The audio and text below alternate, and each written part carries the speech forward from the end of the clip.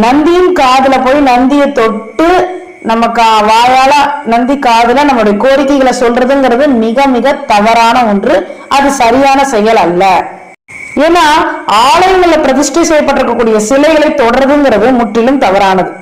அஷ்டபந்தனம் சாற்றப்பட்டுள்ள சிலைகளை அர்ச்சகரை தவிர யாரும் தொடக்கூடாது. சிவாலயத்திற்குள் நுழைவதற்கு முன்னால் நந்திக்கு பின்னால் என்று கொம்புகள் வழியாக இறைவனை தரிசிக்கணும். அதனை தொடர்ந்து நந்திக்கு முன்னால் பக்கவாட்டுல நின்று உள்ளே செல்வதற்கு அனுமதி வேண்டி நந்தி பகவானை பிரார்த்தனை செய்யணும், இரு கரங்களை கூப்பி.